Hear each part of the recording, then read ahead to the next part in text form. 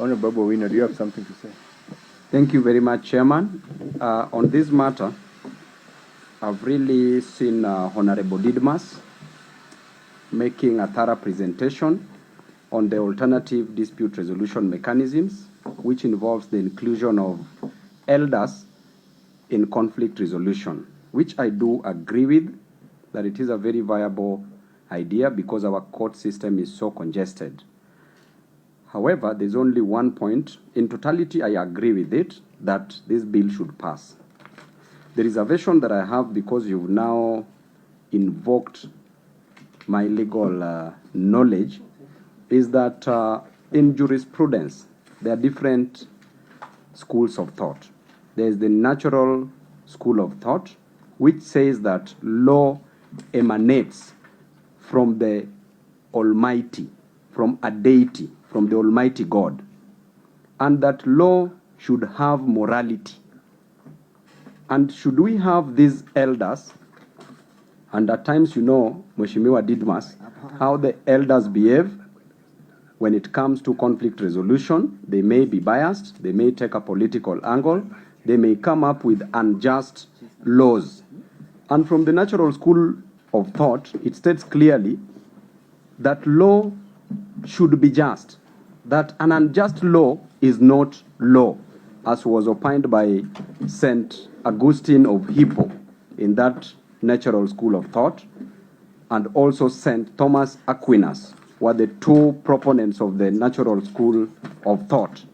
Then moving very fast, Mheshimiwa Didmus, we have also the positivist. I want to marry these two so that we know where the society will move to. The positivist, as a school of thought, states that, Mheshimiwa, kidogo tu, the positivist school of thought states clearly that law should be written law, and that is what now at times we use in our constitution and also in the courts. And also the courts can make laws through the realism. That the positivists argue that a law should just be written, and that there need not to be morality as part of a law. That law can exist without morality.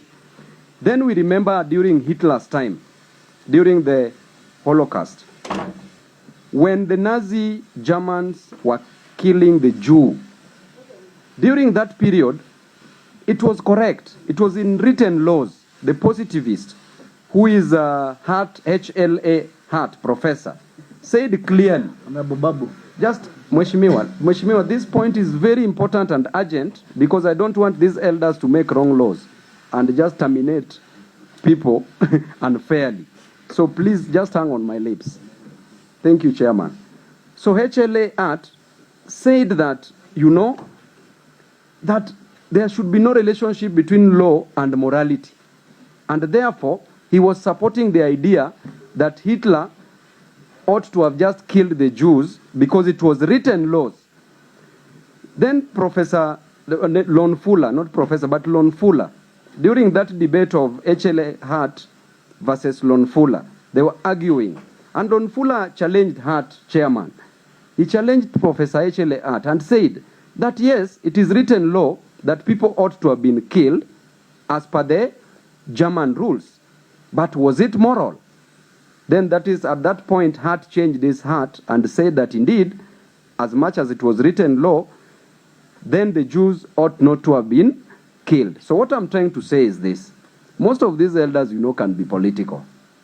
And you know, me and you will be the first victims if we don't send them something.